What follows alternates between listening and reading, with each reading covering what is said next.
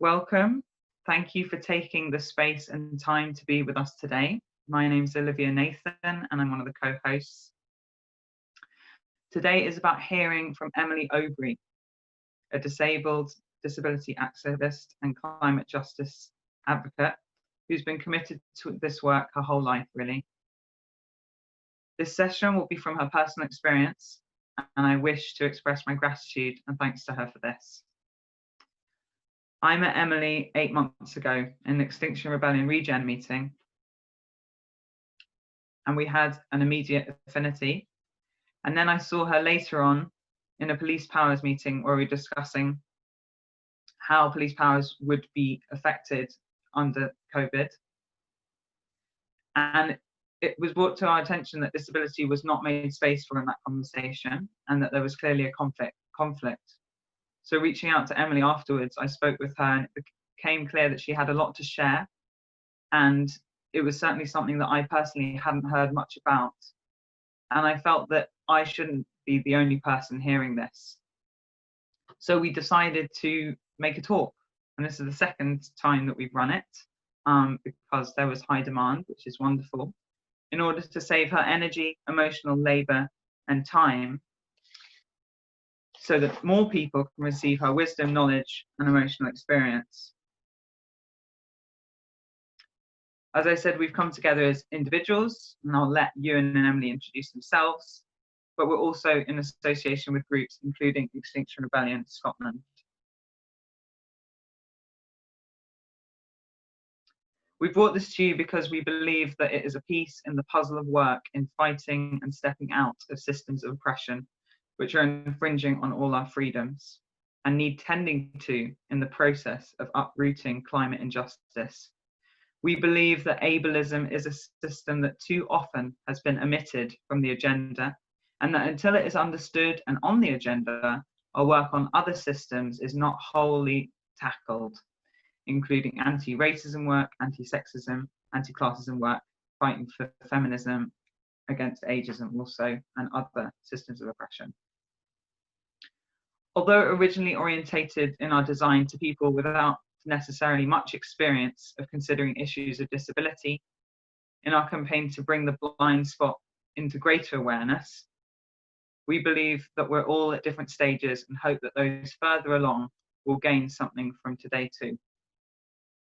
A quick thank you to James and Luca, James from Extinction Rebellion Bristol and Luca here in Scotland, Stephanie, who was part of our initial seed group as well, David from Extinction Rebellion Scotland Finance, who helped us secure some funding, Marion, Mim, Lauren, Kate and Lucy based in Scotland for media and tech support.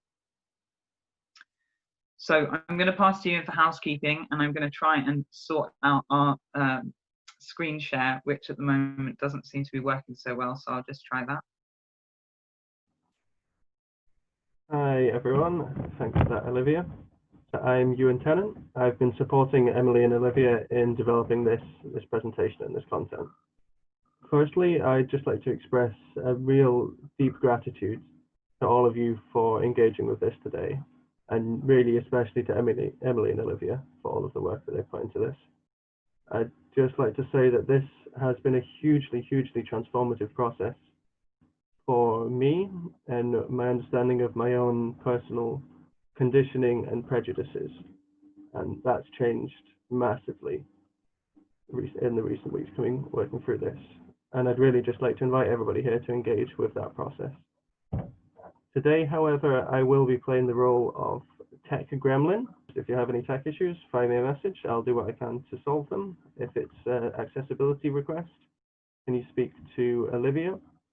And yeah, on that note, I'd just like to thank you all again, and I'll pass you back to Emily and Olivia. Thank you. So we wish to uphold a respectful environment. As mentioned in the introduction email, Emily has Tourette's syndrome. Please allow her tics to pass over you. Ignore them and focus on what she has to share. In the unlikely case she has an episode, don't worry. She has what she needs, and we will resume the session with our pre-recording until she can come back.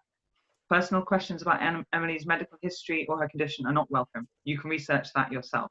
Asking compassionately about her experience with barriers and discrimination, where Emily's personhood is the focus rather than curiosity for her condition is welcome. We will not tolerate violent, harmful behaviour towards Emily or anyone else here today, and will remove participants who display such behaviour. Finally, please take care of yourselves. This is going to contain potentially triggering content. Some of it might be hard to hear. Please stay with it. Make yourself as comfortable as possible, perhaps ensuring you have liquids, food, your back supported, and they are at a temperature that's right for you. If you prefer to be camera off at any point, then do it. So you can turn it off at any time or back on. Feel free to manage this as best it suits you. Looking away from the screen, getting what you need at any point. Indeed, this presentation is for you.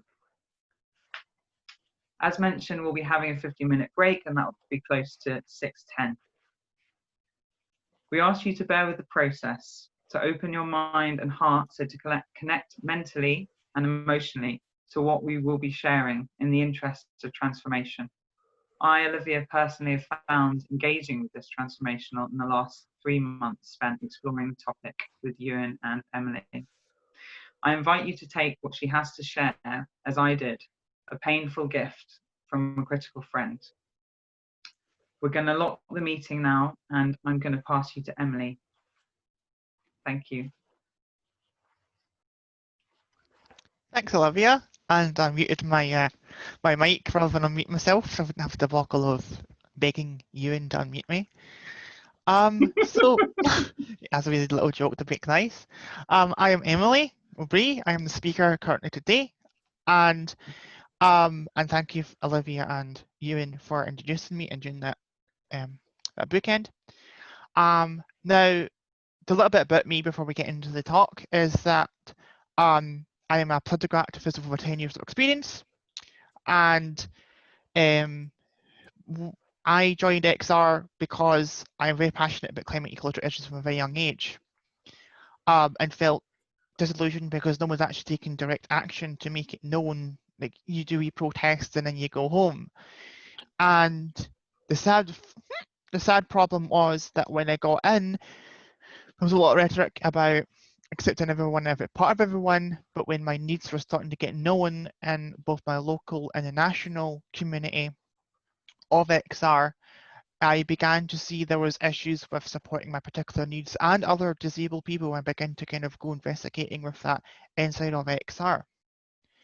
So what happened was I began to feel more and more alienated, and my atypical behaviours and things like that were beginning to have issues within different groups.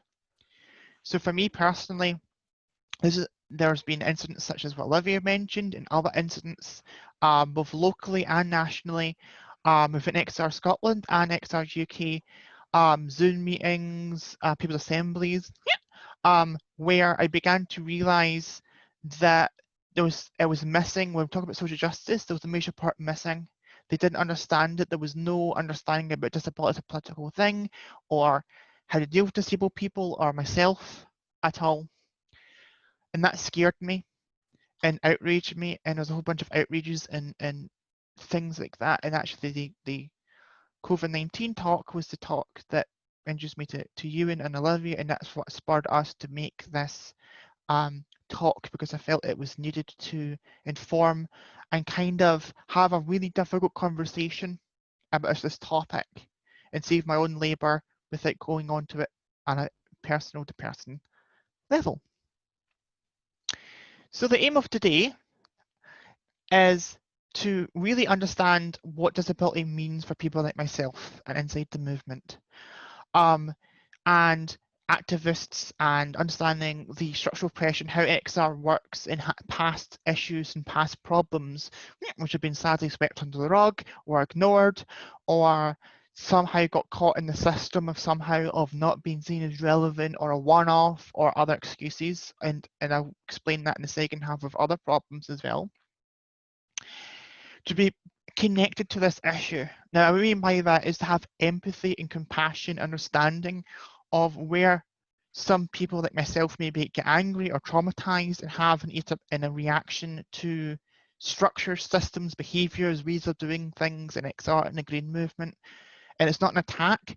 There needs to be, this is part of me to have a discussion on the deeper issues that can occur inside these kind of systems, and to basically have these conversations and hard growth personally and structurally for transformation of a society for change. Also hope that you will gain knowledge of case studies around disability discrimination, both outside of society and how we're viewed in society in the first half, which I'll go into soon, and also the wider green movement, which I've talked about in the second half.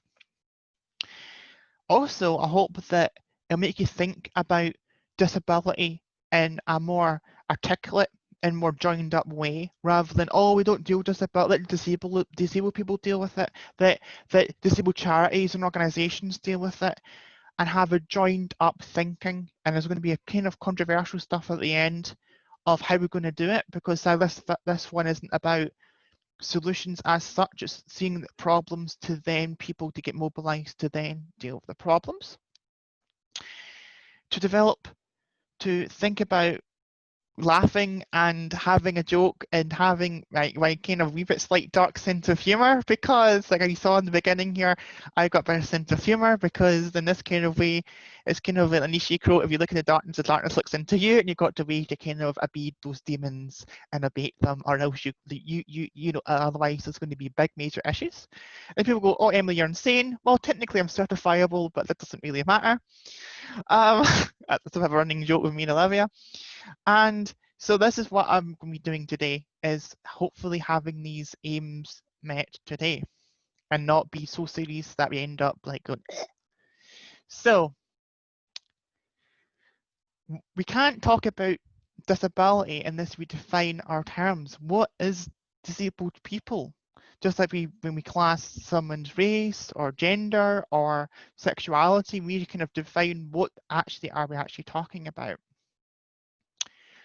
So when we talk about disability, we often talk about disability as a personal problem, but that isn't really that's really the issue that I'm talking about, is that there's no understanding of what's the legal definition. Like people think there was a legal definition and working definition of a disabled person. If you're talking about in law or in disability rights or in every conversation in structures in society as we know it.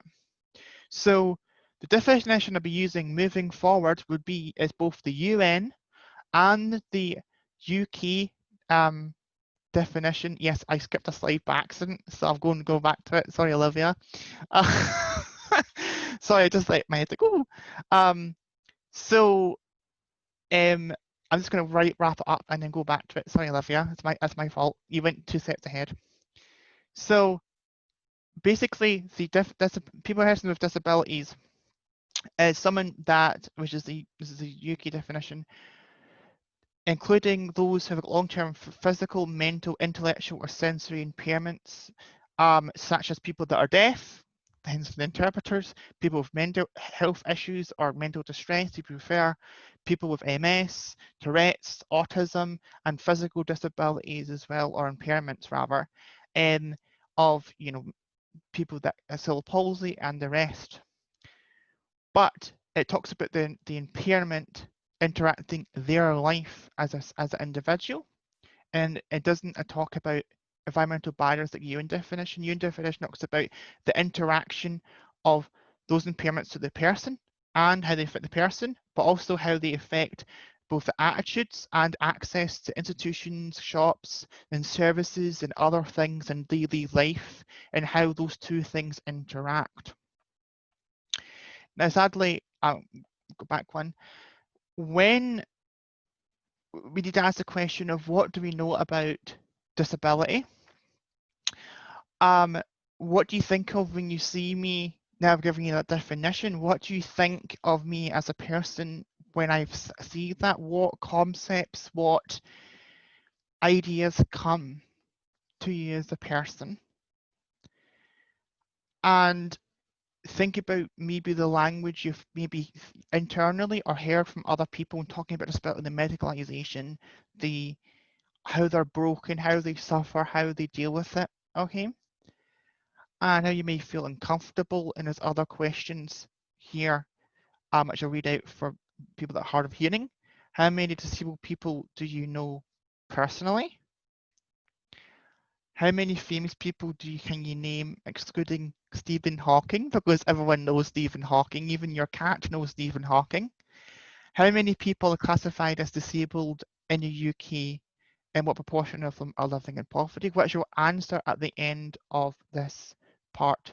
So don't worry about going and Googling and everything. Don't go and Google, okay, I know what you do on your phone or something. No, I'll answer at the end of this presentation. Slide 6, please. Now, we've talked about disability and how it's defined and how it is seen. So we're going to talk about the models of disability. Now, not these kind of models, not supermodels, and often we're thinking about like fit people we think, oh, skinny, right? And that's another conversation for another day. We talk about models of frameworks of understanding that we've got here, frameworks of political, economic, cultural, you name it, frames of reference. What that means is it's a way of understanding something, just like a theory is a way of understanding in science, a phenomenon in nature or in space or in the universe. So it's an explanation of why things happen and what those things actually are.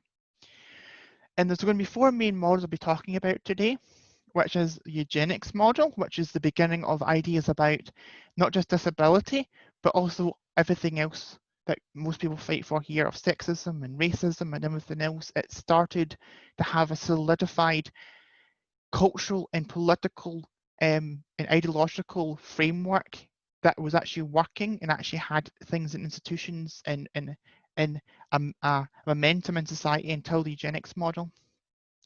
So it's beginning with systemic treatment of disabled people.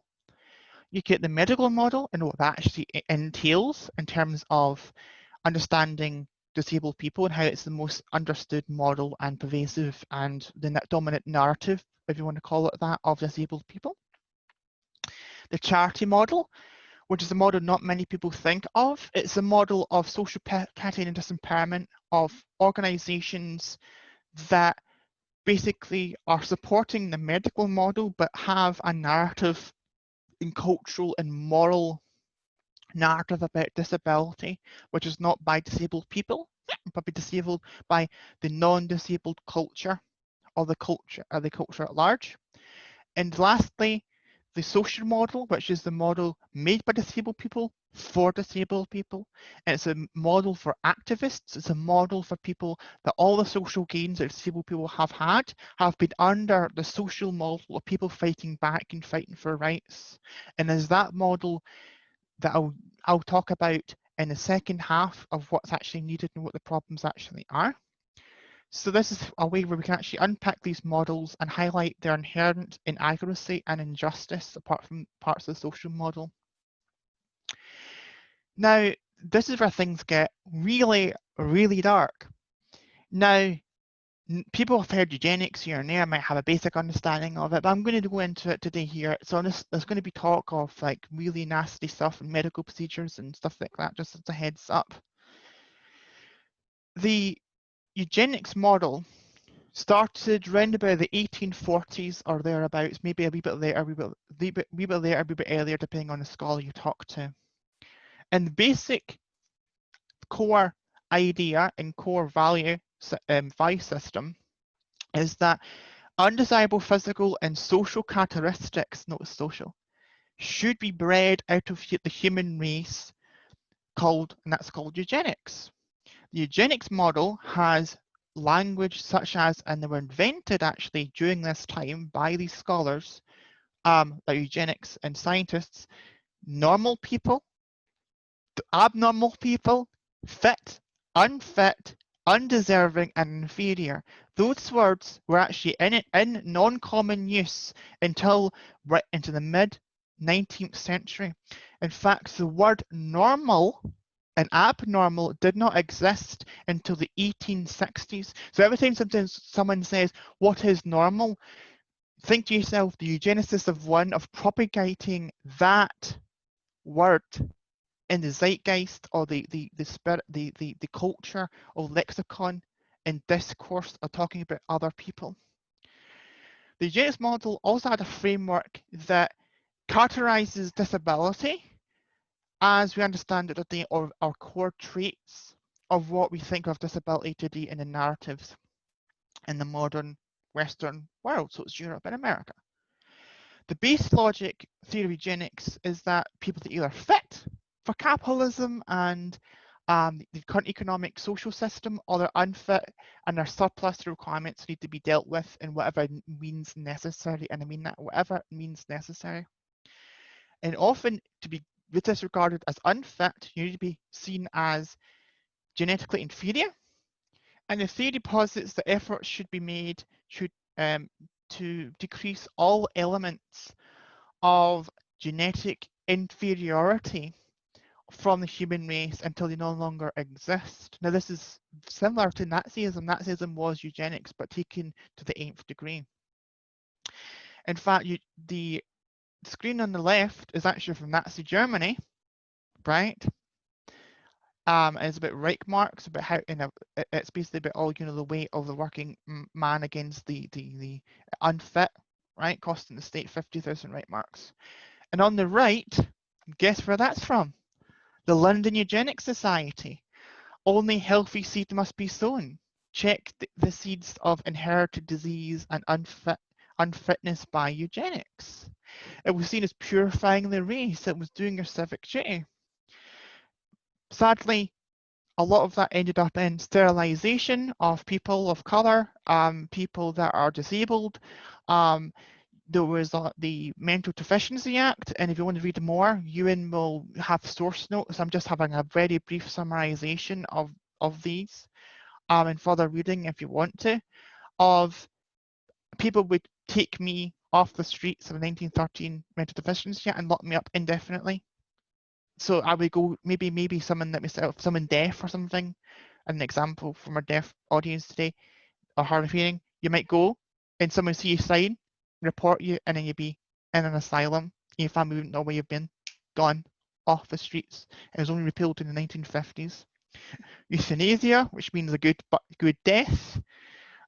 Cases of, even recent cases, it's still a thing, or unjust birth. In fact, there's a recent case in Britain in February of this year where the Conservative government said that any disabled person that's non-fatal can be aborted up to birth.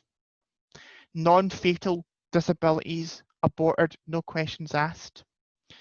If that's not just like wiping somebody out of the face of the planet, I don't know what else. An unjust birth of them being born, that's like Nazi-esque as hell. And the idea that some people are just, it's nature, the doctrine says that babies should die because, well, there's not enough to go around, and it's nature's way, and this kind of social Darwinian idea of like, there's not enough to go around, just fuck them, let them die, let them suffer. And another part of that no one really wants to talk about, or it's hushed and it's only now beginning to come out in the 75th anniversary, is people in the death camps. People had restrictive marriages in Germany, but also in Europe. People, in fact, it was actually annulled if they acquired disability or seemed to be disabled. That was a huge problem after the First World War. And the Black Triangle and everything else is actually people like me were in the first people to die in Nazi Germany. Actual testing of the Holocaust and everything else was done on disabled people and then moved on to other people. Yes, they had camps and labour camps if you're communist or socialist or a unionist, but that was more to break your spirit to then convert. It was your political ideology that's a problem, not you as a person, as your race or gender or disability, what have you. It was your ideology. This was different. This is, you are a burden on society, you need to be destroyed. Next slide, please. Now, many people think, oh, maybe we're past this. Sorry, that's a Black Triangle t-shirt. Sorry about that. This is the medical model. And the medical model, people think, oh, well, all that stuff's behind us. We don't have stuff like this. Well, no, the medical model is a more politically correct version of eugenics model and how it approaches things and couches things in a narrative. The medical model still sees disabled people as a medical issue rather than a moral or social issue that needs to be destroyed. It's slightly, the rhetoric is clamped down, but it still sees people as a medical issue, walking medical issue, or a non-walking medical issue rather, to normalise people to be socially and politically acceptable standard of normal. It's a process, such as hysteria, where it was a sexist medical diagnosis for women for not adhering to social expectations, getting married, having kids, doing the housework, all the rest of it. Homosexuality being a mental disorder, but it was medicalized as a way to try to normalize them to be straight. Be straight is being healthy and being okay, even though there's no evidence of that being so. The fact is that medicalization and the medical establishment is a for-profit establishment, and treatments and everything else are there to actually go after people and say you're deviant, you need to move on. There's an excellent book on that about how the definition of normal shrunk and shrunk and shrunk, so that basically more and more people have catched into being abnormal or needing therapy or needing treatment. In other words, it's still a political, economic value system of disability and what disability is and who polices it and gatekeeps who is disabled and who is not based on physical or neurological capacity. So it's not, as you begin to see, there's no issue, there's a blind spot of absolutely no talking about economics or poverty or lack of nutrition or anything else in this rhetoric. It's very much you're deviant from birth. Now, I'm going to make this very clear. There's a difference between you breaking your ankle or hurting yourself or getting a disease and needing treatment. That's called reparative medicalization. That is repairing you to a state you were before an incident or before getting a disease or condition. But medical normalization is a moral force adding on to that as well. That we will not accept you as you are, you will not get work, you will not go to education unless you change to the system. You get better, you get enough so that people can accept you.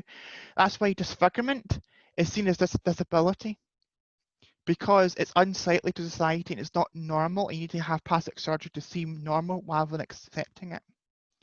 So this is what the medical model is. The charity model, on the other hand, is a model not many people talk about even in disability than I would like in just communities. Charity was the way that people eased their feelings of all those poor disabled people, so they'll give to charity.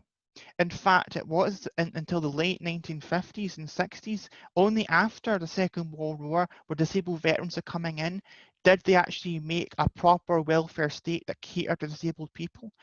In fact, the Bedford Report didn't even include disabled people, or what we would include in seeing as disabled people, until after the Second World War, due to protests and things like that.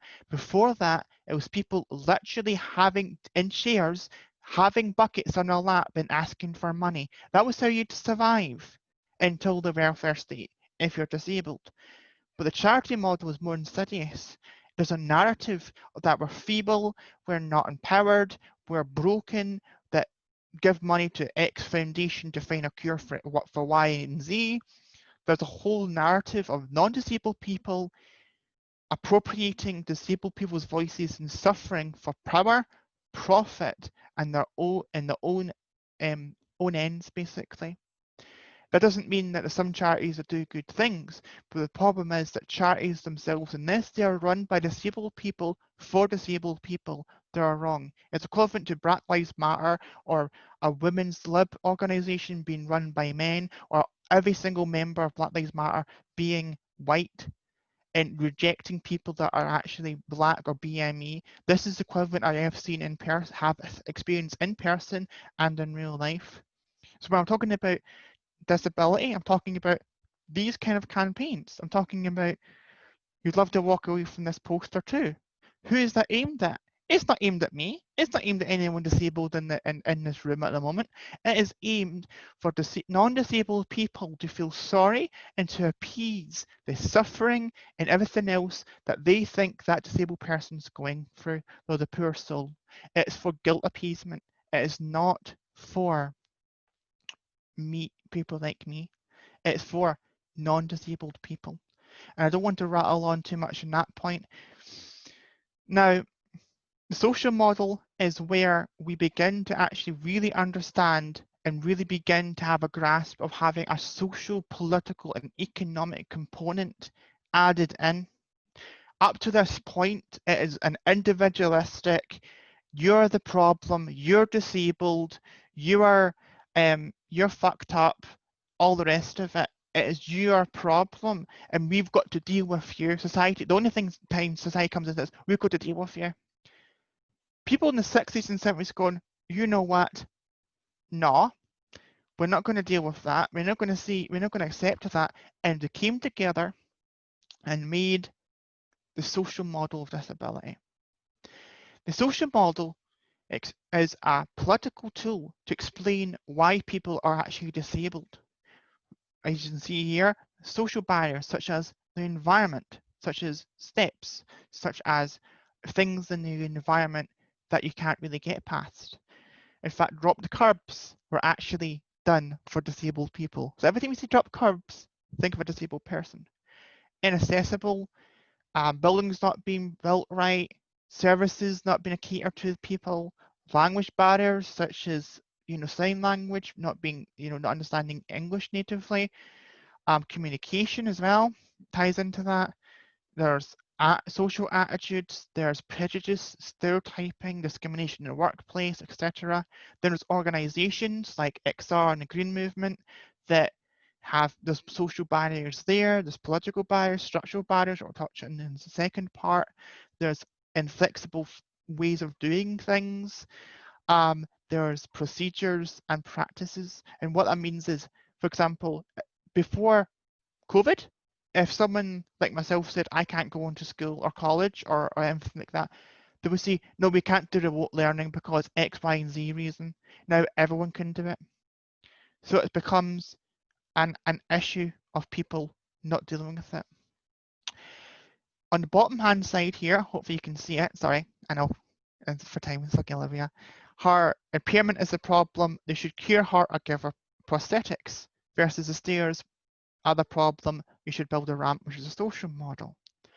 But also the social model posits that if you have a temporary injury or temporary impairment, your life is also better. If you have to say use crutches, or like I have occasionally, or just injuries, or someone needs a wheelchair, having these accessibility things becomes a quality of life. What's the point of doctors saying to you, well, you're going to get better in 8 months, 10 months, a year, 2 years to be able to walk, when you can't go to the cinema, you can't go to the shops, you can't meet up friends, you can't go on public transport, you're stuck in your house and you can't leave the house? What's the point? What's the point of that prognosis? All it is a prison sentence. And that's the point of the social model is positioning, is that it also helps people that even have a temporary injury that are recovering. And people don't often think about that. And this is a model we'll be doing moving forward. That understanding is going to be everything when we move forward with this talk. Next slide. Now, another question we need to ask ourselves is, what actually is disableism/ableism? Often it's thrown about as a new buzzword to add to people's lexicons or vocabulary, but very people actually have a deep political understanding of what that actually means, just like they do if they have talked about sexism, or recently with racism, Black Lives Matter, and people getting a deep understanding of what racism actually is and entails. We have a bit of a moment to pause and ask, what does it actually look like and what does it actually entail? On the left-hand side, we've got a quote from Amy Switzer that says, intelligence used as a way to justify our right to accessibility and our value as people is an ableist concept. What that means is that your worth cannot be based on how intelligent or articulate you can be. And therefore, people saying, oh, you're stupid, I'm not stupid. People say those phrases to deflect that ableist kind of stigma that put people on as a slur or a way to attack people. Oh, you're being stupid, or you're stupid.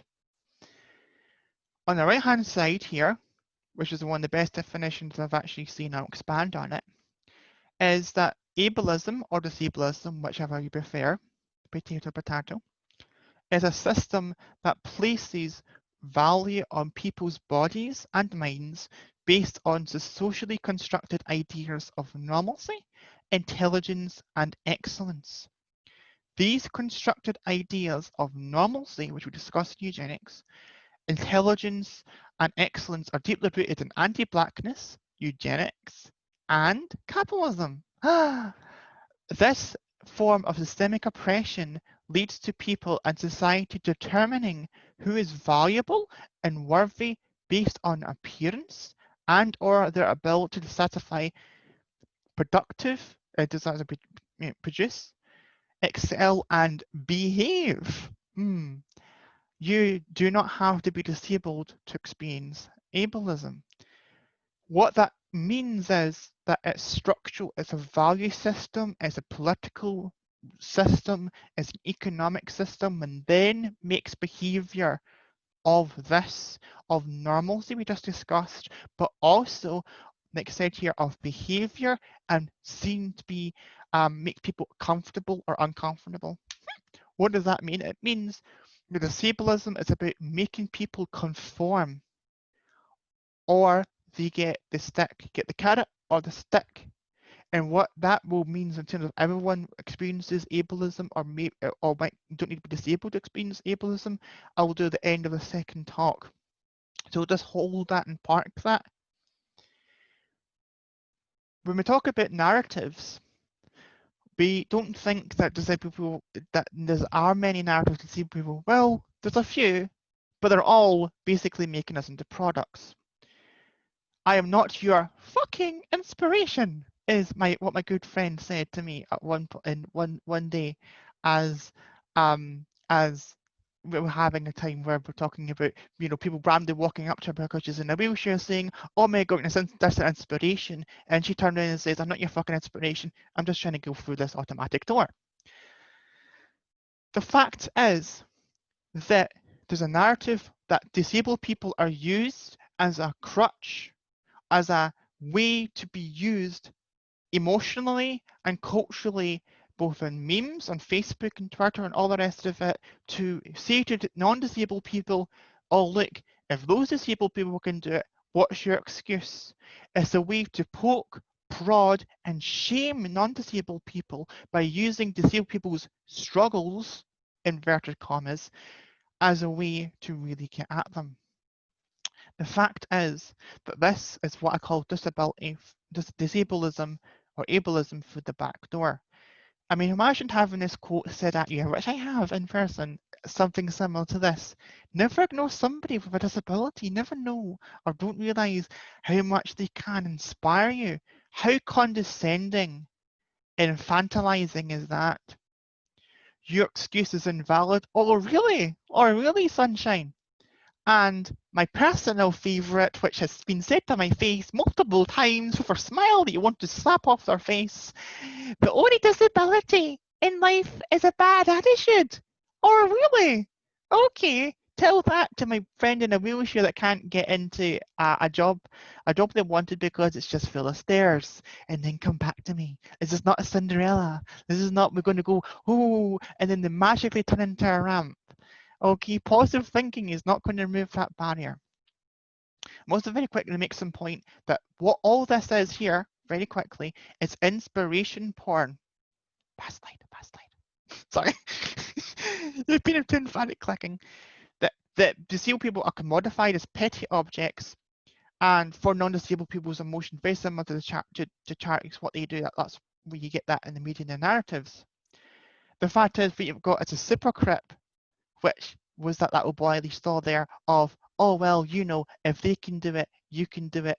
And look at them, go them. They're going to the, I like to call it the, people call it the Special Olympics. I like to call it the horse and pony show. And this is the problem where disabled people are dehumanized and they're seen as these people that are basically like a horrible life and only exceptions can break through, and only and there there's resources for inspiration.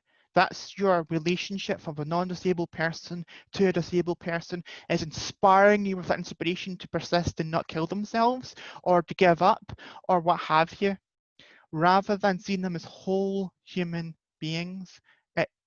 So do you think I'm inspirational for doing this talk, or are you inspirational because I'm disabled doing that talk? And people don't understand the line between the two. Some people don't understand the line and have to explain that to them in person. So yeah, hopefully I've made that point very carefully. On the slide in front of you is narratives as a scare tactic, which is actually quite funny. On the left-hand side is a little bit of a story to that one, where me and my disability charities run by disabled people were having a talk about schooling and a whole bunch of different things. And a friend was doing a roll-up before lunch, right? He was going out to have a smoke. And she was sharing it with a friend. And I thought, well, what the hell is that? And I took a picture of it and laughing at the irony of us talking about attitudes and issues and barriers in this workshop we're doing, and having someone having a packet where someone's like, oh, don't smoke because you'll have a bad life. And you see her limp in a hospital just staring into space like, oh my God, my life is ruined. I shouldn't have had that last packet of 20 packets of cigarettes. Like, my life is ruined. When would that fly if it was, oh, don't drink alcopop or make you gay, right? Or martinis, or don't do X and Y, like any other oppression is like, oh, be careful, it'll make you black if you listen to rap music, right? Like we'd laugh at it, but all of a sudden I see this and see it. Like, I laugh as a disabled person. People, oh yeah, well, you're smoking, and people defend it. It's like, oh yes, like, yeah, that's a serious thing and a warning and a packet. I'm like, are you serious, guys? Are you serious right now? Right? Like, it's silly, right? Me and my friends being used as scare tactics is the worst thing that can happen to you. I fate worse than death. And on the right, you've got think of the consequences. Think of drink driving. Now, how would you feel as being used? It's not. I'm going to make the point of there's a difference between saying, yeah, you'll hurt somebody or possibly kill somebody if you do X, Y, or Z. So the difference between that and being very direct and very neutral, being using it as a shaming and blaming mechanism. That if you do X, you'll make someone disabled and you've ruined someone's life because of that, because they're disabled and disabled people have got bad quality of life. So you've ruined someone's life, rather than going, well, if you drive, don't drive because you kill or maim somebody, and being very neutral, not having an added value, the added value judgment, that judgment on people going, oh, how dare you, you're going to make someone disabled or ill, and using us as a emotional tool to beat over the head somebody, which is what's been done here, and is the line between both, and I want to make that very clear, right? Next slide, please.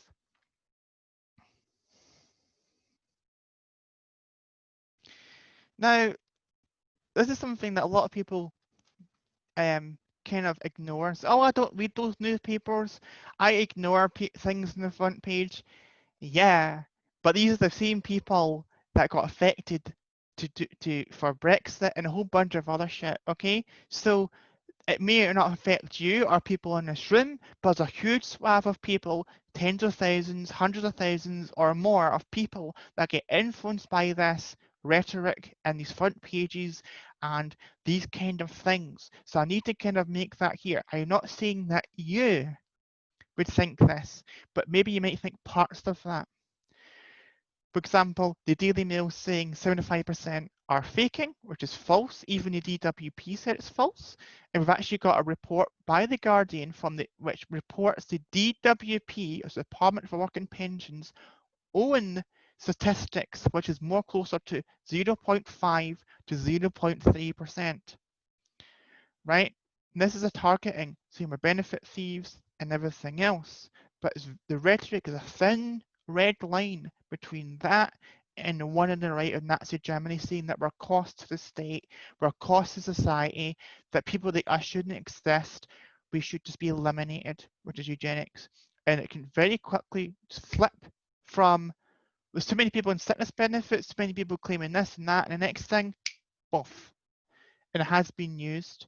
And then of course, for me, we've got a Rees-Mogg meme. You know, we cannot have people simply loafing about, doing nothing, expecting the state to finance their lifestyles. Now, he was talking about benefit claimants, but Mr. Rees-Mogg, you're sitting there half dozing in Parliament. I don't know if you're being ironic or you kind of takes one to know one. It takes to know one these people that are benefiting off the state or not. But I don't know. I think I'm quite productive of getting state support and benefits and doing stuff like this and going out and about and seeing my girlfriend. I don't know. Versus you getting £300 a day. But the narrative is that I am useless because I'm disabled or I need state support and he's not because he is an MP. And this is a whole narrative of we're a money thief. It dehumanizes people. It makes people there's been cases of people having witch hunts and shouting, you're a benefit thief, you're this and that in the street, and I've had it myself. Or you're on benefits, this kind of stealing from people for existing, from being disabled and claiming benefits. And I want to make this point because people still go, oh yeah, but people that cheat. I was like, why?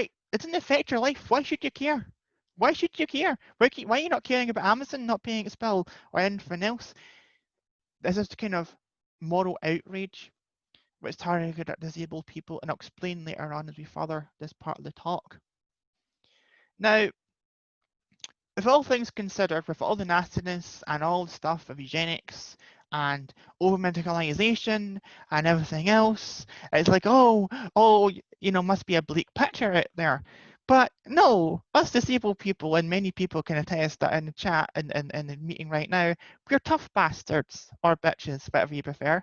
And we're like, no, we're not going to stand for this. And sadly, no one else stands with us when we see this or do these things. And therefore, we've got to advocate for ourselves and also then get seen as invisible. The fact is, we've sadly in the UK and much of the Western world, there's less true representation of disabled people playing disabled roles in everyday media than Black people in the 1970s. Only seen as inspiration to abled people, the medicalization of their story, and pity and contempt. Contempt for their existence and pity that they have to be that way. So people go, you know what, bugger it, because sadly, few social justice groups take disabilities as seriously as our oppressions, and there's a reason for that, which I'll go into later on. But there's a theory I've got in a study in own personal experience of why certain groups disassociate or are scared to talk about disability or integrate that into their workings. And that maybe sound a controversial thing to say or a ballsy thing to say, but I can back it up, sadly. And the fact that we're invisible, we are ignored, and we are not seen as worthy of attention as a footnote. So major things that affect our lives, our stories that are not medicalized, or someone can profit from it for whatever reason, nah, we don't care. But charity's not chugging a bucket, or a medical expert or team or some biomedical company is getting something out of it for some new drug or something, we don't really hear about it. So what happens Well, we organised. We started doing protests and we started to demand rights, responsibilities, because no one would give it to us. If you want understanding of this, because I can only very briefly for time talk about this, there's an excellent documentary on Netflix right now called Crip Camp. And we've got it in our source notes, but we will, you don't mind typing it into the chat so that people can look that up. And that goes into the history of the disability movement in America, which inspired the disability movement in the UK. And it's a whole history of the civil rights movement for disabled people. And that goes into more detail than I can sadly here. But hopefully this will give you a taster so you want at some point go and digest that. Next. Now, this is where we've got a bit of a problem.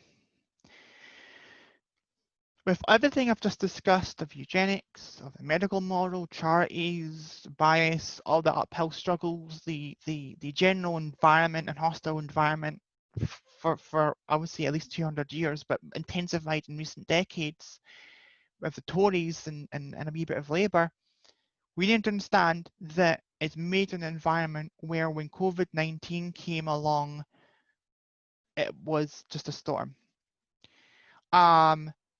The fact that, and these are like statistics, of course, I've talked about earlier, but there's a certain narrative that was weaved through COVID of they're expendable, they're expected losses.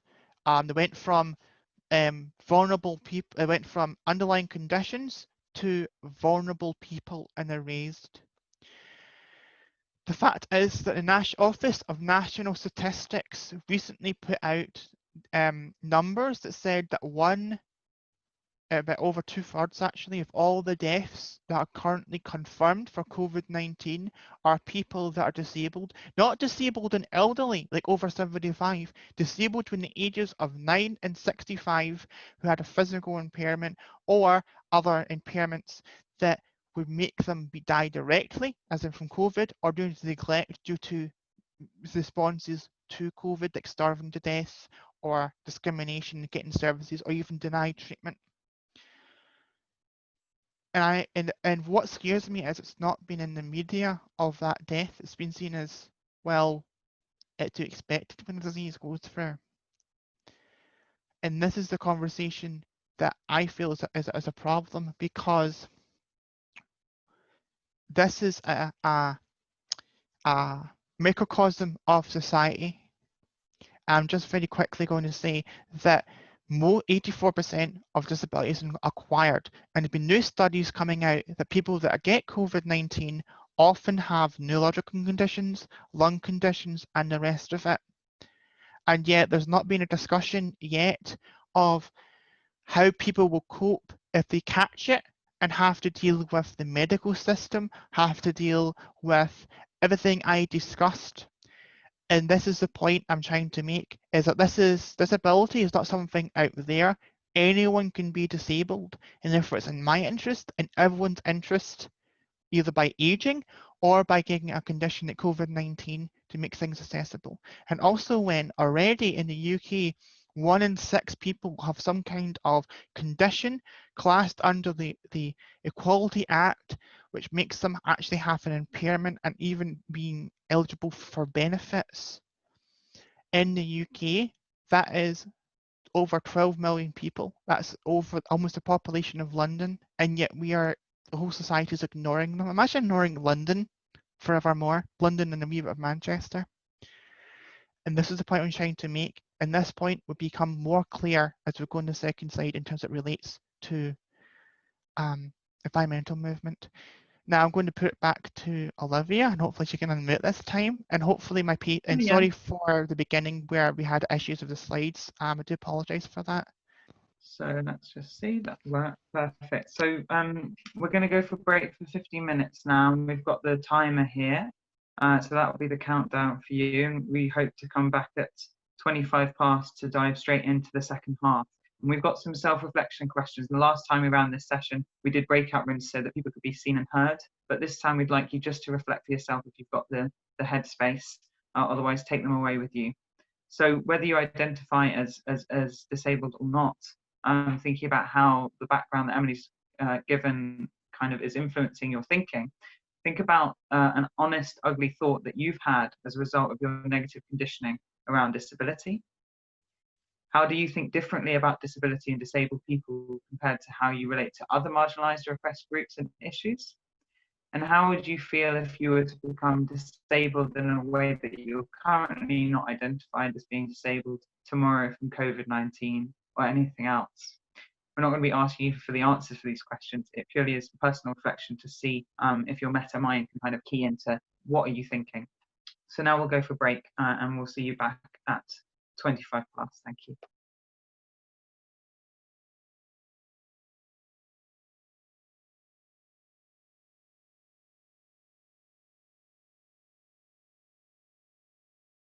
Thanks, Olivia.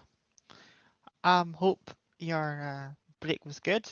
And so we're going into the second half.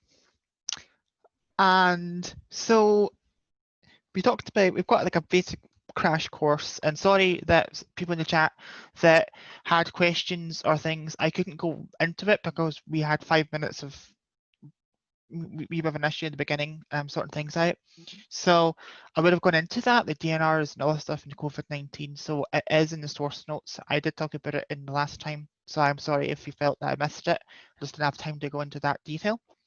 We'll also be answering your questions in a follow-up email, so not to worry, Emily. Yep. And so this is the second half. Now this is what we're talking about here, is going from disability history and politics and basic understanding, a basic framework or foundation, to then shining with that prism and that understanding into the environmental and climate movement and of XR, and also the wider environmental movement as a whole as well. So as we move forward, we will discuss why, basically why it's called disability blind spot. I'll kind of explain why, and why issues with the green movement and issues with the climate activism of ignoring this particular group. And also we need to hatch in so that we have got an understanding of where the problems are, so that in the future talks and things like that, we can then begin to have a discussion on possible solutions in working on those problems. We cannot deal with a problem if we don't deal with a problem, we don't know what the problems are, and this is the intricacies of it and the depth of that particular problem and what that problem actually entails, a proper analysis of that problem. So next slide, please. Getting stuck into the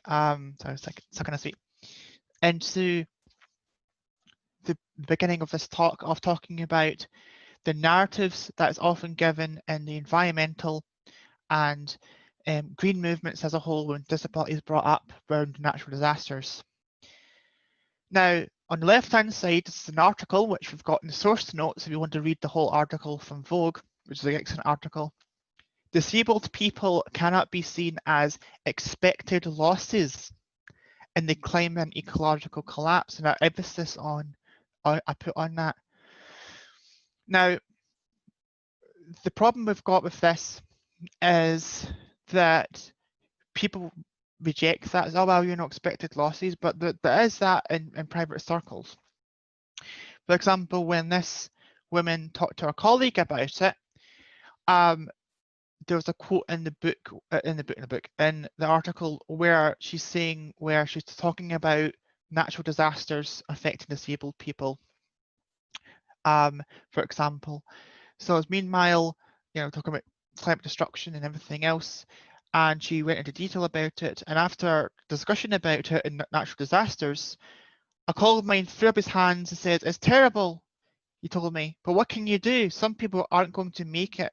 Once I got over my outrage, I realised my colleague had unwittingly named the core problem facing those of us organising for climate justice, the assumption that some folks aren't cut out to survive. But that's when you do bring it up.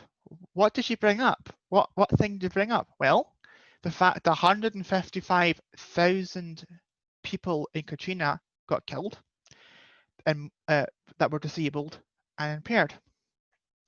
And the fact is that, from the quote from the article, is that we were vulnerable to ignorance and lack of care more than our impairments, like we talked about earlier, as this kind of inertia. But meanwhile, recent media accounts have laid bare the risks. Stories of New Yorkers who were trapped in high-rise buildings for days after Hurricane Sandy, nursing home residents in Florida who died from extreme heat after the institution failed to evacuate in advance of Hurricane Irma, and to disaster warnings that are inaccessible to deaf communities. Such stories call the attention to ways in which deaf and disabled people are especially vulnerable to climate disruption, and I'd even add vulnerable to ignorance, and or even go far to say even outright bigotry and acceptance of them being expected losses when these crises arise. But accessibility, vulnerability is a dangerous business.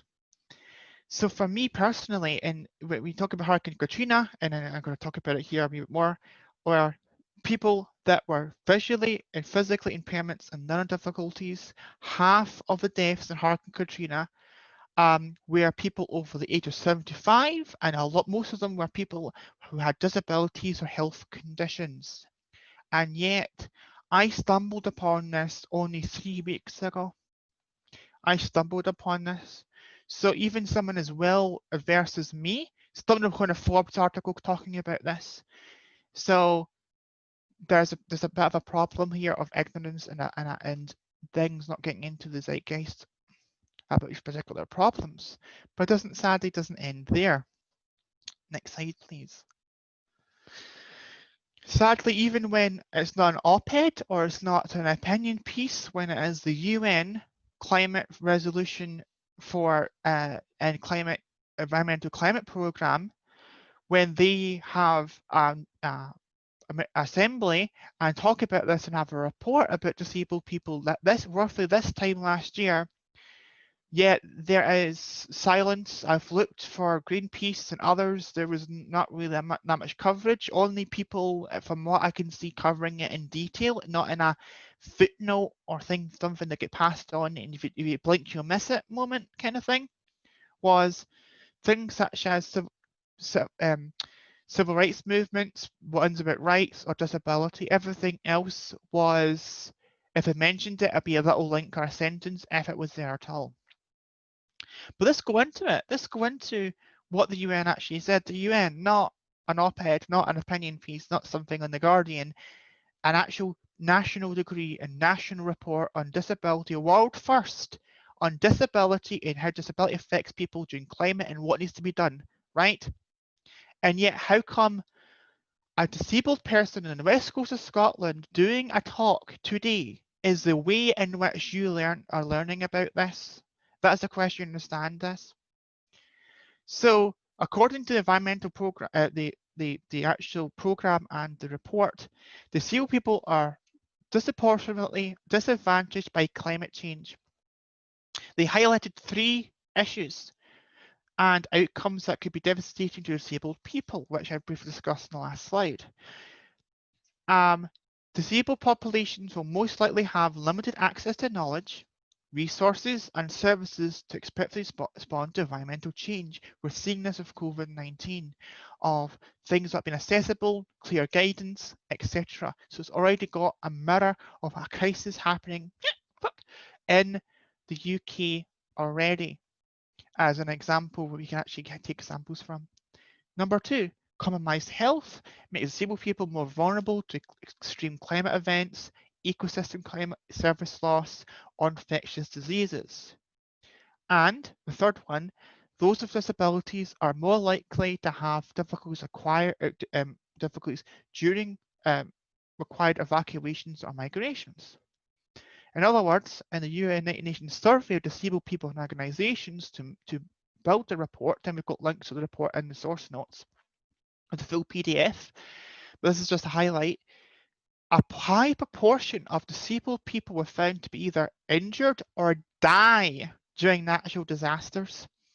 This was due to lack of consultation with disabled people and governments and the lack of necessary measures to support and protect them. Okay, only 20% of respondents to the survey said they could evacuate immediately, and only 6% said they could evacuate at all. This presents a rather dire picture for how disabled people will be impacted by climate change over the coming decades. You don't say. In fact, ironically, this morning, before preparing the talk, I got an email from a disability rights group talking about them actually having making a coalition to go to the United Nations and to the European Union to actually have funding and a whole bunch of other resources given to disabled people during environmental crises and other crises, as they're not be given funding or resources to deal with the problems for disabled people. And that was an email I got today. So this is not something that's just in the past. This is ongoing. And I want to make this very, very, very clear, is that I am outraged that I am often the ones to bring these things up due to the ignorance. And it needs to have a question of not just who, but why is this not told to people? And I've got my theories onto why it's not told to people, and why is that, as I go into the next part of this talk. But you might have your own theories, you might have your own thoughts about that. So, next slide, thank you. What do you mean by that, Emily, of people, disabled people being eliminated from the conversation? Well, they're being erased from the conversation and the narrative about who is affected and how they're affected by climate and ecological collapse. When you've got something like "this is not a drill," there's no mention. I have went through it for pen to find it. There's no mention explicitly or even implicitly of disabled people. The whole chapter about addiction, what to do, the whole chapter about LGBT people, and the whole chapter about race. And yet there's not even a mention or even a syntax to talk about disability at all. And in fact, when I mention this, they're shocked, saying, "Oh, it's in there." And I say, "No, it's not." What does that deal? What happens? Well, what happens is that it's omission by silence. So what's happened is that it's not in the narrative of who's affected and why they're affected. And I got outraged reading it, thinking, wait a minute, Katrina, all the stuff in California, they've got me and you and made a whole bunch of notes on this, of recent natural disaster of people dying and suffering, and that report from the UN, and yet we did not make it into the consciousness and into the awareness of the people that made this book, and often newsletters and others in the wider green movement as well. And there are exceptions, and there are groups that do that, but they're few and far between, and I applaud their efforts to be people shouting in the darkness and shouting into the void. But the fact is, it's a symptom of disability, not seen as an oppressed group, but seen as a medical problem or a problem of expertise, rather than something that's actually got a political depth and political movements and understanding and analysis behind it by decades of disabled people like myself. While the LGBT, race, gender, and class is mentioned, and there's also understanding of them as a political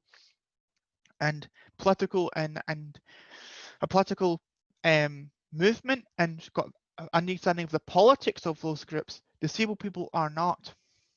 The fact is that when you raise or completely disregard a whole group of people, you're sending a message that when people talk about it, like myself, when they go to these books and go to the other sources, they go, well, if it's that bad, it would be mentioned. And therefore, I am shut down, and others like me have been shut down. I've got evidence of this. And also, it begins to question prioritization and the issue of them either not knowing or not wanting to know about those particular issues, and whichever of those two seems to be. The fact is that I am disappointed, and when it's upset and crying reading the book and other sources, realizing that I am completely ignored, and when I bring it up, there's incredulity, and that is a problem that needs to be fixed. It's part of a wider problem, which I'll go into. Next slide, please. The problem we've got is there's not just erasure from the conversation, as in you're not there in newsletters, you're not there in books or anything else about people affected by climate change. There's the insidious sharp end of discrimination within the climate and ecological movement, I'm afraid to say. And in fact, ironically, this is always the bit where I'm always hesitant, because this is where shit gets real. Now, on the left-hand side here, you have an example of something called eco-ableism. Eco-ableism is a way where ecological policies and ideas and attitudes directly or indirectly attack disabled people. What does that mean? It means that they have policies and things which are directly discriminating or indirectly discriminating against disabled people. Okay, it's very similar to eco-fascism, where it's authoritarian but using ecology as an excuse to then clamp down on people. And so how is this relevant, you might ask? Well, when asthma is targeted as a carbon footprint of using your inhaler, you're blaming someone for using a product that might save their life. You're shaming them to say, well, it's as bad as eating meat. That was on the BBC, by the way. And what does that say? It says that, and you say, oh, well, try to go, and people rationalize that doctor, right? They go like, well, you know, they should try to get green. It's like, what, greener inhalers? I say, why should someone that's got an impairment, often, not always, but often statistically shown in cities and towns with highest pollution, have the highest rates of asthma due to particulate matter from fossil fuel burning? There needs to be a question of why we're going after people that are actually more often than not victims of the climate and ecological crisis, not persecutors, not people that are doing it, our oppressors that are actually doing it. Where's the talk about the NHS and inefficiencies and waste? Where's the talk about the big multinationals that make these drugs? Where's the discussion about other big emitters? Why is it's targeting someone that is disabled or be conceived as disabled? Now, this is where it gets hard for people to swallow. On the left-hand side, we have the revolving doors, but there's an issue here that you might not spot immediately if you actually begin to kind of think about it for a minute, which is that something which was once seen as a quality of life addition has now been victim to, well, if you need to use it, then you're wasting energy, use revolving doors. The problem you've got here is actually threefold. One, because it's got a disability plaque on it, people then police who is or is not allowed to use the electric door. They've got to go from something that's universalism, as in universal, you use it, I'm not going to ask why you're using it, to, well, you're wasting energy, you're contributing to CO2 and waste if you use this door, if you don't have to, inverted commas. In other words, you've got to prove why you got to use that door. Second, it's shaming. It's shaming people into going, well, you shouldn't use this door if it makes your life easier because, well, save energy, save the planet, use a revolving door. And thirdly, it's the problem of why is this seen as a mechanism of solving climate change? Why is these small individualistic bullshit, really, of some company or some administration or someone higher up going, you know what, we're going to slap a thing on it of people should actually use that, and then we're going to go our merry way. It's cheap, it's jail-free card, and it's also really a form of oppression, of embedding it into it and go into discussion about climate and ecological crisis. And on the right hand side, you have sadly an example where convenience for the majority is seen as actually necessity and freedom for a minority. In other words, there's people that may have arthritis, may have a whole bunch of conditions where their hands cannot peel an orange. That may sound a bit weird to you. Why get someone else? Well, if you have to get someone else to peel an orange, then how long would you be until you actually eat oranges from then on? So it's about independence. It's about being able to eat that independently. But the narrative was that it's wasteful because most people did not actually need that. It's actually even quoted here in the Twitter post that this is actually from. In other words, people see it as not necessary when for some people it is necessary, where convenience for one person is accessibility for another person. That accessibility is seen as an acceptable cost to the majority of getting weaned off this convenience that makes waste. And there's no discussion, or very little discussion in my experience, in my viewing of this issue in a nuanced way. There's a status quo, and anything that begins to question or undermine a status quo is viciously attacked. It's protect a status quo rather than having a real conversation about these products and others like it in a balanced and less emotional way. Next slide, please. Now, this may seem an odd thing to talk about doing a conversation about disability, but it is. The fact is, I'm going to be devil advocate and say paper straws are shit. They are.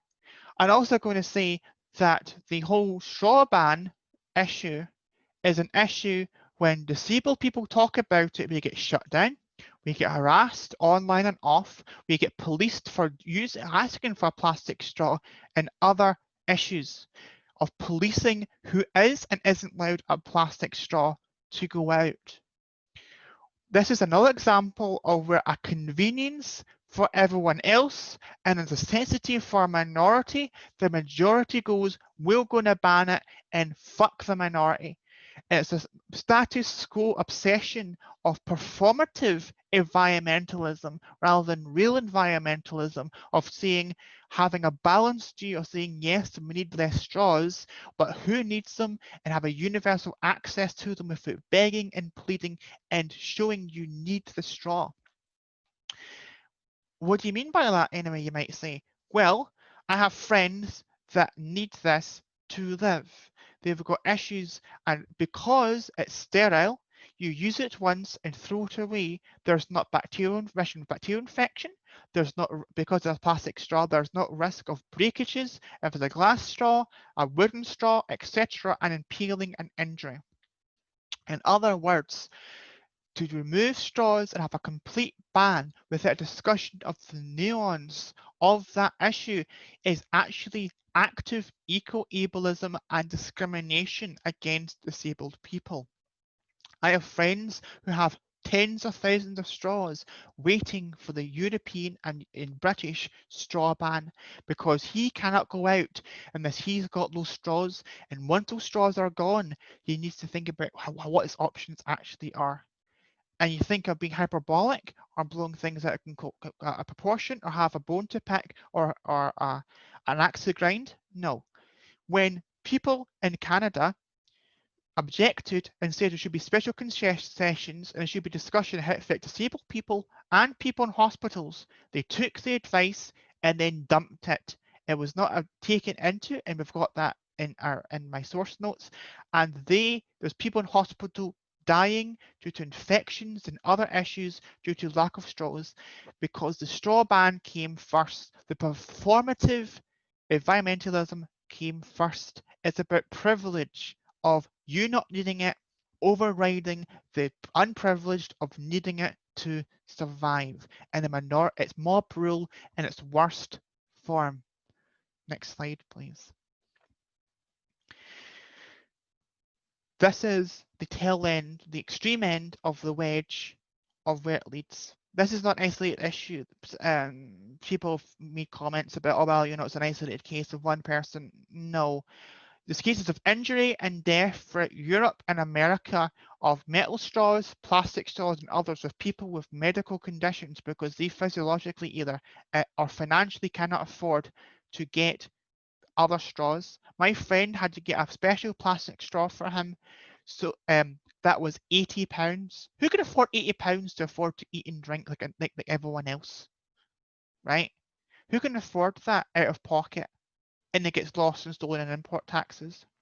But this is the issue where a woman, and we've got this in the source notes if you want to read the full article, but it's apologetic, going, oh, the poor woman, she had a medical condition, she would faint, she wasn't able to get a plastic straw and was forced to use a metal straw.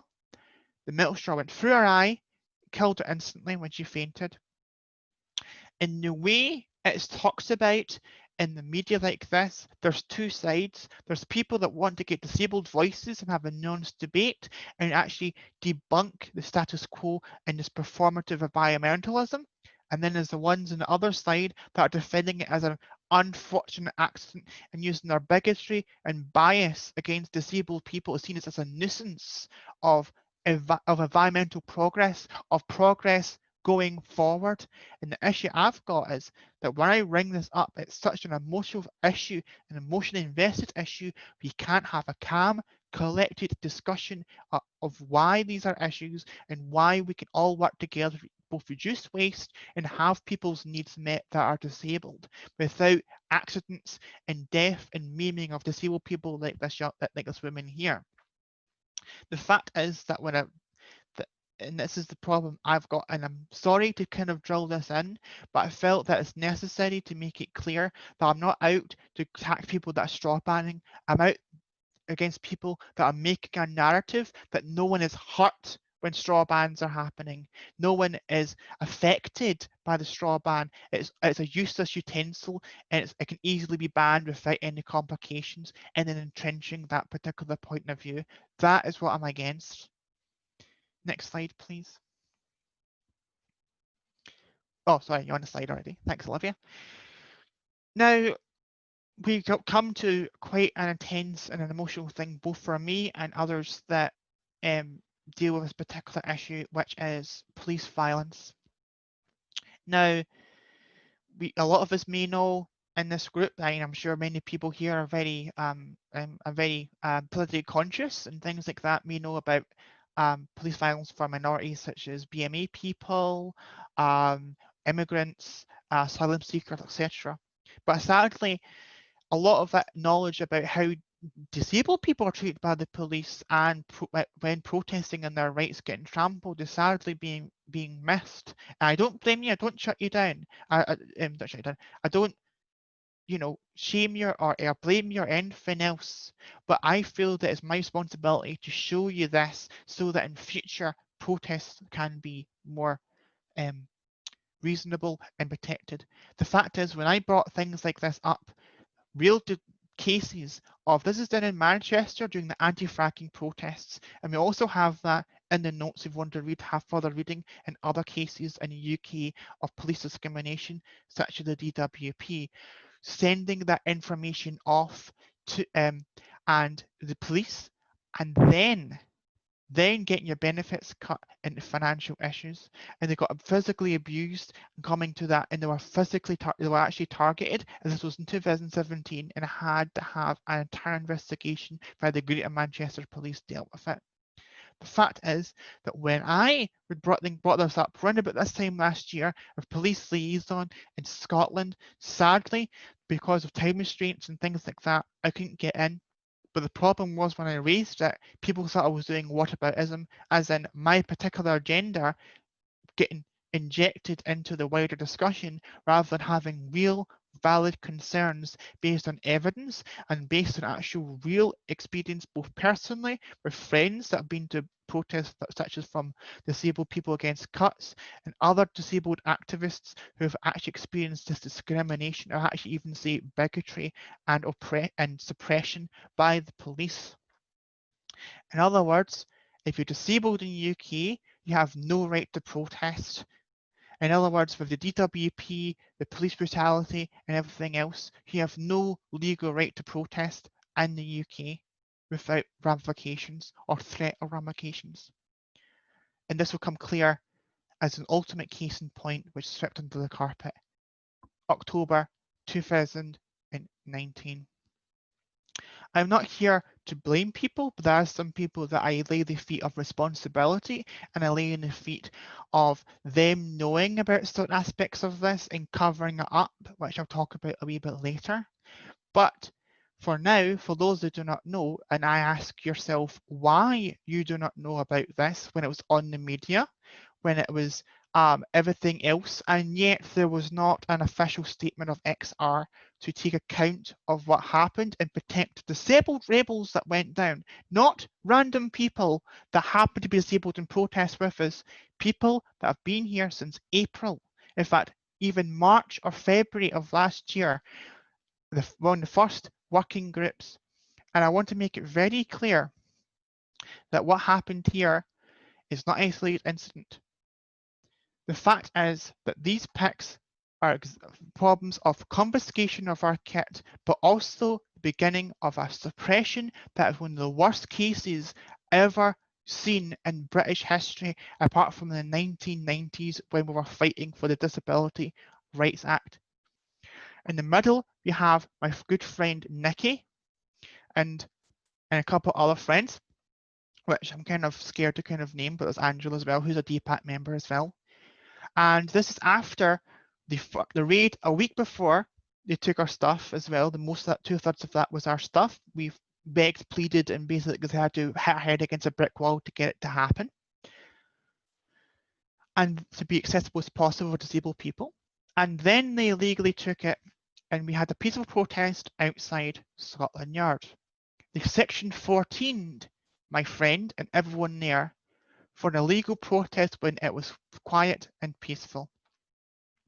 And here's my friend Douglas as well, and Nikki as well, getting apprehended. But people didn't know about this until we begged and actually pleaded, and I did as well, for UK and London, XR, London, Twitter to put these posts out when we sent videos and we sent pictures of what's happening. And only then did people begin to realize the scale of what was happening. Until then, they were completely and utterly ignorant of what happened. The fact of the matter is, when we're talking about disability, disabled people, in XR, there's a whole bunch of problems where there's arrestee support issues, and there's a whole bunch of issues of the police using Section 14 illegally against disabled people when they had a carer and not seen as one person and illegally taken away. DWP was involved. In fact, there was a freedom of information request. We've actually got that article in that report in our social notes if you want to continue reading it. There is no guidance across the whole UK, including Scotland, by the way, on any when they have and do not need to report activity to the DWP to then have financial and other support needs stripped away from disabled people for how far daring to protest.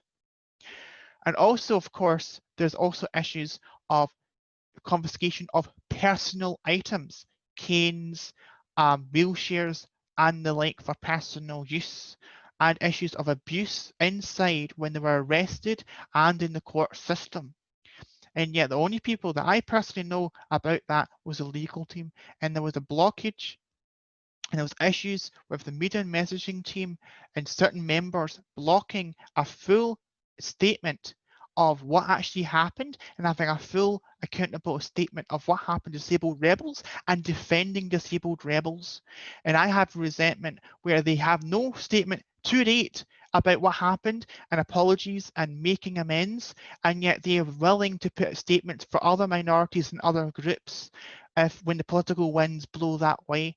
And yet when actual rebels with no initiative come along part of XR, and yet when we need their help and support, when we needed an actual statement of solidarity and support from them, they were lacking. Either it was ignorance, willful ignorance, or worse, some type of malice, or all three mixed in together. And sadly, I'm going to talk about my own personal experiences of having no support for a remote rebel and having nothing to give disabled people that wanted to come but couldn't due to the nature of the police violence and lack of supports to make it a risk for them to protest.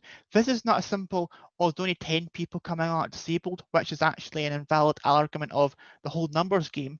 There was at least 50, 60, 70 people that I know of in the Disabled Rebels Network Facebook that wanted to go, but as soon as the support was taken, they went away. And in fact, we have a report on our source list from NetPol of an actual internal report saying that the police systematically and deliberately targeted disabled people on the day. Systematically went after disabled people in a crowd and grabbed them and did abusive measures to disabled people, and it's on writing, it's in black and white. There is no, I am not being hyperbolic or exaggerating. This is real reports and real shit. And yet I feel sad and I feel upset even talking about this, because I shouldn't have to talk about it. It should be in a statement and it should be out there and you should be able to access it and read it freely without me doing the emotional labour and talking about this really difficult and close issue of extreme police violence and brutality to friends I know quite personally who were traumatised for months afterwards. Next slide, please. So we're talking about the sham, the Solidarity March sham. I talked about the reports, I talked about a couple of things briefly as well, and yet we had a sham march after the Twitter and a Facebook stream. But what happened actually? The fact is that there is no structure embedded in XR UK or XR Scotland yet, which is the final conversation, of actually embedding and making disability and the needs of disabled people at heart for actions and meetups. This is a sham. What it is virtue signaling, or at very worst, it's faux solidarity. In other words, it's solidarity for a picture, for putting it on Twitter and Facebook, and then forgetting about it. When Gail Radbrooks had an interview where she was saying on XR YouTube, and then completely forgotten about it and did not throw a hat into the ring, and other members of XR. The fact of the matter is that if you really had solidarity with people like myself, then you wouldn't have resistance when people like me very carefully and very articulately, like I am right now and today, saying this without actual resistance and being shut down.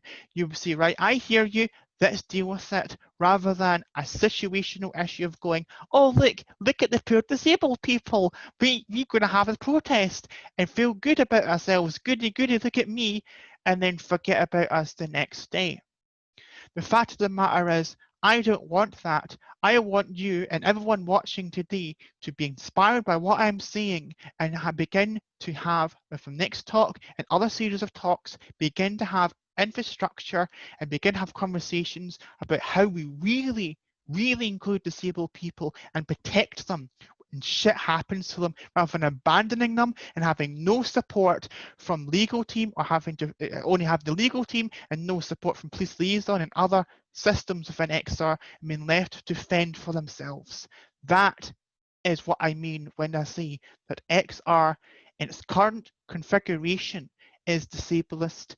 And until we have these conversations, and until we begin to have an open discussion and begin to say, I admit we made mistakes, then nothing will change. I will be traumatized, other people will be traumatized, we feel on the edge of being an activist in XR, a second-class activist, not a full activist.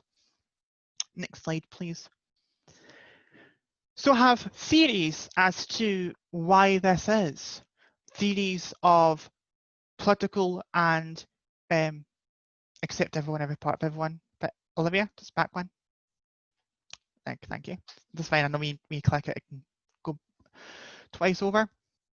So this is the next principle of accept everyone and every part of everyone, unless you're disabled and have additional needs, and then we don't know how to deal with it. And then there's issues of letting you down, and then or having someone that's mental illness or someone that's got neurodiverse, autism, or anything else. Then, well, that's negotiable.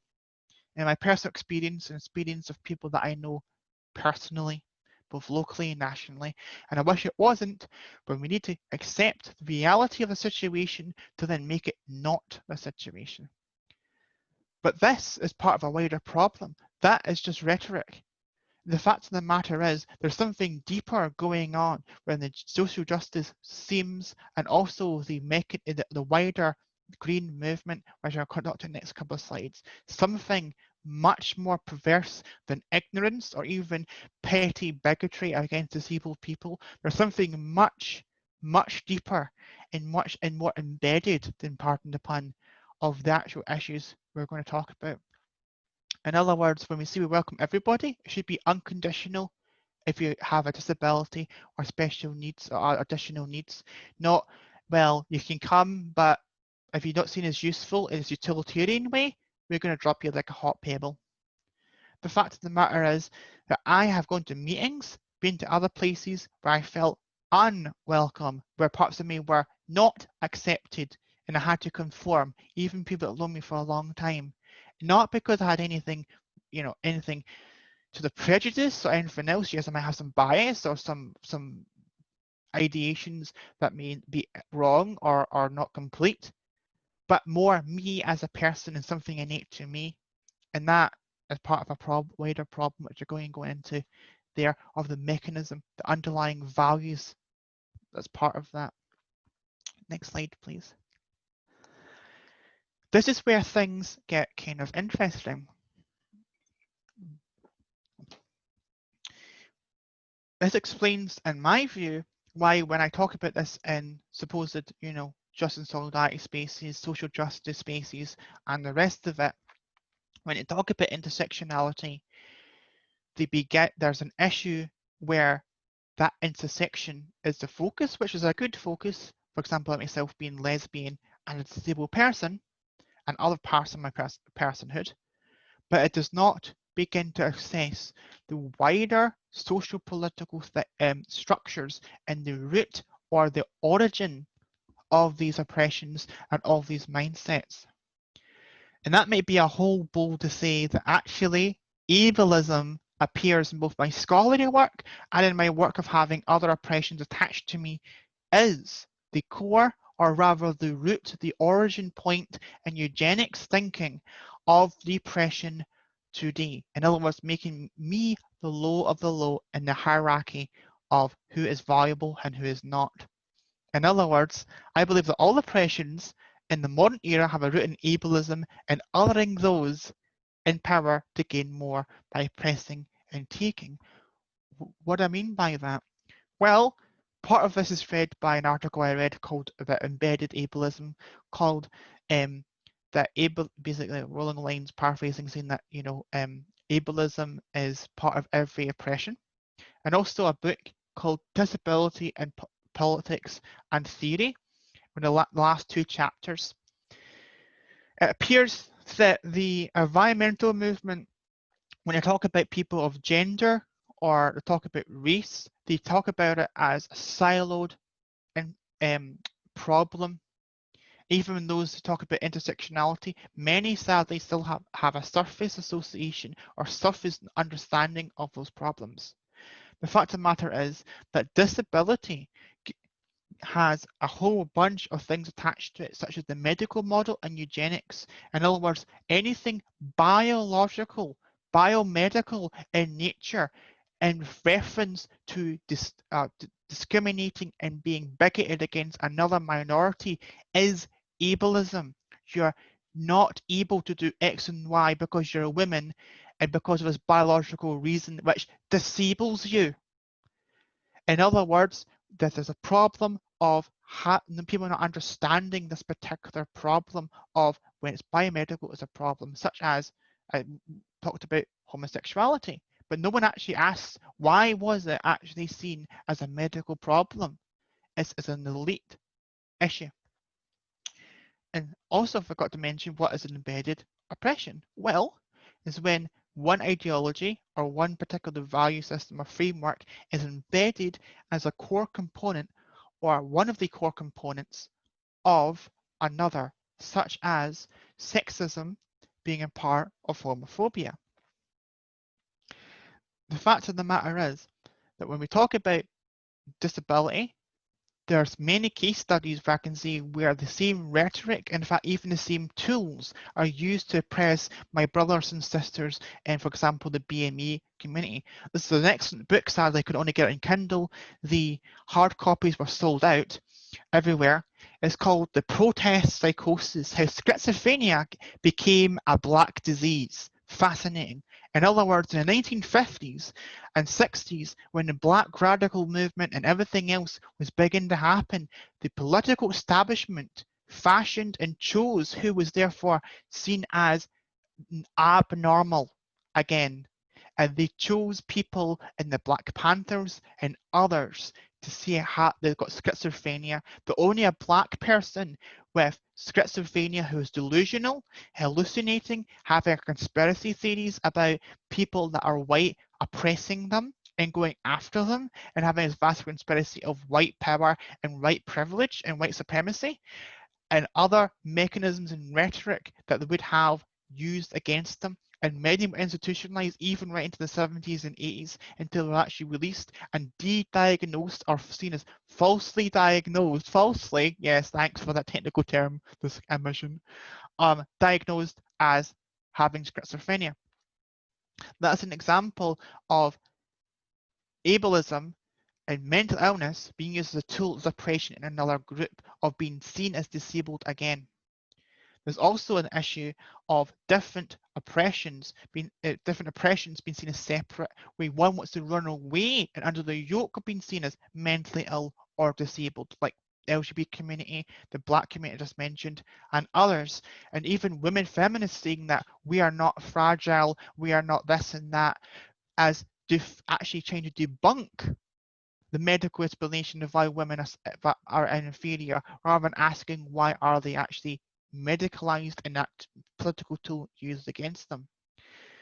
For example, IQ tests against Black people. No one talks about the fact that was first used on disabled people to see whether or not they'd be either euthanized or sterilized, and then used on Black people after slavery was ended to actually see who was useful from the plantations and who was useful in the technical work.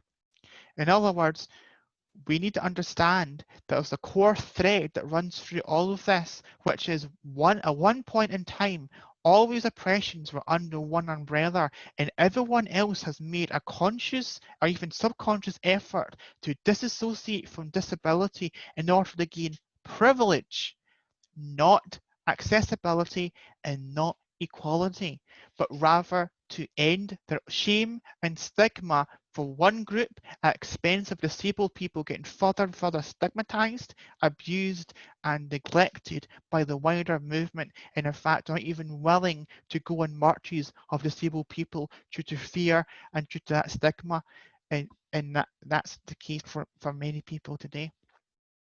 I'm rather going to try to wrap this up, that I hope that obviously that last couple of slides I could do a talk in of it myself on that. It's a very deep and rich vein to go into, but sadly I can't go into that due to the time slotted. I'm going to touch on that, and hopefully it begins to understand that for me personally, we need to have a radical view of disability as a major component of these value systems, where when someone says you're mad for doing something seen as abnormal against a norm, they are putting you back into a box. If you're queer, if you're Black, if you're in a different country, all of that, it's a normalizing thing for capitalism. In fact, it's normal itself we need to actually go after.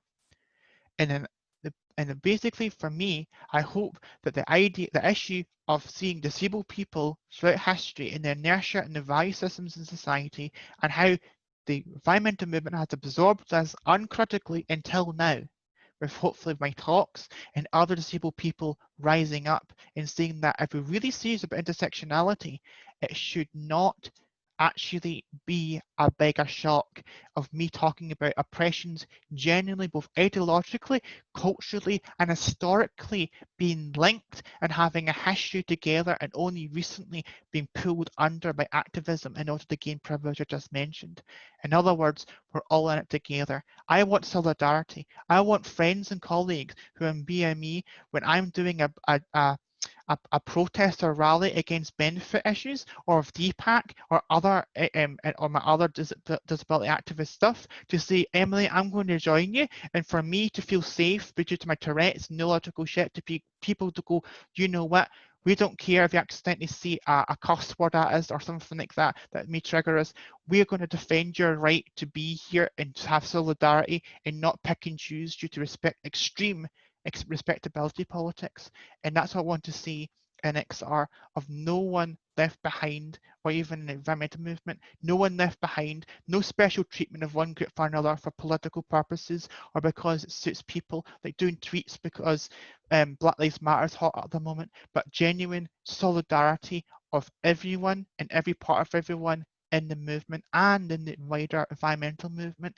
Until that happens, I will continue to be oppressed, and others will be conditionally accepted until they're no longer politically expedient in the environmental movement. And that's a precarity I do not want from our brothers and sisters out there. So hopefully, I'm wrapping up. Hopefully, there's some things you'd like to you've thought on, and some things that resonated, and hopefully in the next coming days it will percolate and you will think on it and absorb more and understand more with the sources, and getting into the nitty-gritty of a lot of sources I picked from to make this talk. And we will now go to Olivia for the Q&As for anyone that wants any clarification, or anyone that wants to ask any questions or anything of that nature. But I will point out very quickly that anything that's related to expanding on it, for the sake of time, I will reference you sadly to the sources where you can read more and have a more broader understanding of those particular topics, as I feel that others that won't, if there's a very specific point I'd rather get to. It's not because I don't think that question is valid, just that there's sources that go right into in depth of what I'm saying today. So thank you, and I'm going to put over to Olivia.